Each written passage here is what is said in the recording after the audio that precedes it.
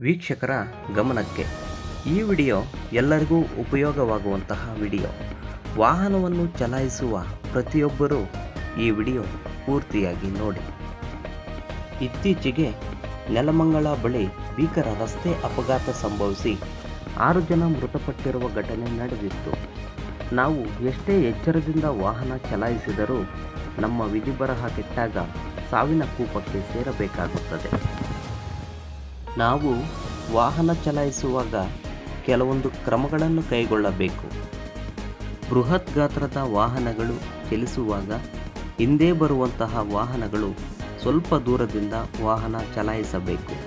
ಒಂದು ವೇಳೆ ಬೃಹತ್ ಗಾತ್ರದ ವಾಹನದ ಚಕ್ರ ಬೇರ್ಪಟ್ಟರೆ ಅಪಘಾತವಾಗುವ ಸಂಭವಗಳೇ ಹೆಚ್ಚು. ಇನ್ನೊಂದು ಕಾರಣ, ವಾಹನದ ಹಿಂದೆ ಹೋಗುವಾಗ ಒಂದು ವೇಳೆ ಪಂಕ್ಚರ್ ಏನಾದರೂ ಆದರೆ ಹಿಂದೆ ಬರುವ ವಾಹನಕ್ಕೆ ಡಿಕ್ಕಿ ಹೊಡೆದು ಅಪಘಾತವಾಗಿ ಪ್ರಾಣ ಕಳೆದುಕೊಳ್ಳುವ ಸಂಭವವಿರುತ್ತದೆ.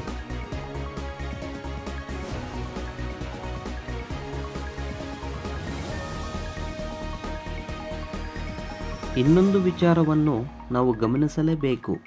ನಾವು ಮುಂಜಾನೆ 2 ಗಂಟೆಯಿಂದ 5 ಗಂಟೆಯ ಸಮಯದಲ್ಲಿ ವಾಹನವನ್ನು ಬಹಳ ಎಚ್ಚರದಿಂದ ಚಲಾಯಿಸಬೇಕು. ಏಕೆಂದರೆ ಆ ಸಮಯದಲ್ಲಿ ನಿದ್ದೆಗೆ ಜಾರುವುದೇ ಹೆಚ್ಚು. ನಿದ್ದೆ ಬರುವಂತಹ ಸಮಯದಲ್ಲಿ ವಾಹನವನ್ನು ಪಕ್ಕಕ್ಕೆ ನಿಲ್ಲಿಸಿ ವಿಶ್ರಾಂತಿಯನ್ನು ಪಡೆದ ಮೇಲೆ ವಾಹನವನ್ನು ಚಲಾಯಿಸಿ.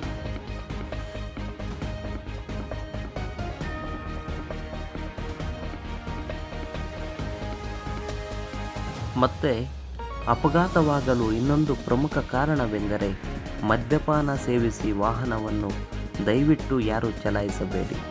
ಯಾಕೆಂದರೆ ಮದ್ಯಪಾನ ಮಾಡಿದಂತಹ ಸಂದರ್ಭದಲ್ಲಿ ಅಪಘಾತವಾಗಿ ಮರಣ ಹೊಂದಿದವರೇ ಹೆಚ್ಚು.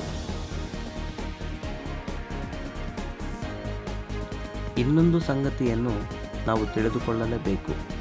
ಗ್ಯಾಸ್ ತುಂಬಿರುವ ವಾಹನದ ಹಿಂದೆ ಅಥವಾ ಪಕ್ಕದಲ್ಲಿ ಹೋಗುವಾಗ ಬಹಳ ಎಚ್ಚರದಿಂದ ಹೋಗಬೇಕು. ಯಾಕೆಂದರೆ ಒಂದು ವೇಳೆ ಗ್ಯಾಸ್ ಸೋರಿಕೆಯಾಗಿ ಸ್ಫೋಟಗೊಂಡರೆ ಅಲ್ಲಿರುವಂತಹ ಸುಮಾರು 1 ಕಿಲೋಮೀಟರ್ ವ್ಯಾಪ್ತಿಯ ದೂರದಲ್ಲಿರುವ ವಾಹನಗಳಿಗೆ ಹಾನಿಯಾಗಿ ಪ್ರಾಣಹಾನಿ ಸಂಭವಿಸುವ ಘಟನೆಗಳೇ ಹೆಚ್ಚು.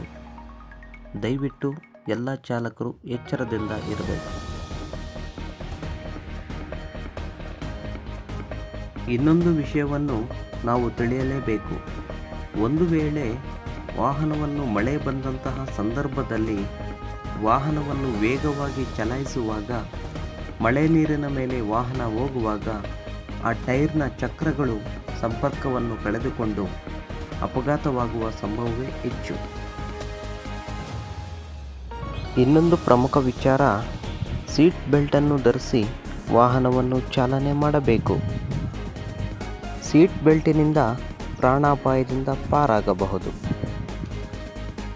ನಾವು ನಮ್ಮ KA ಕನ್ನಡ ವಾಹಿನಿಯಿಂದ ಸಮಸ್ತ ವೀಕ್ಷಕರಿಗೆ ತಿಳಿಯಪಡಿಸುವುದೇನೆಂದರೆ, ಪ್ರತಿ ಮನೆಯಲ್ಲೂ ತಂದೆ ತಾಯಿ ಹೆಂಡತಿ ಮಕ್ಕಳು ಅಣ್ಣ ತಂಗಿ ನಮ್ಮ ಕುಟುಂಬದವರು ಕಾಯುತ್ತಿರುತ್ತಾರೆ. ದಯವಿಟ್ಟು ವಾಹನಗಳನ್ನು ಎಚ್ಚರದಿಂದ ಚಲಾಯಿಸಿ.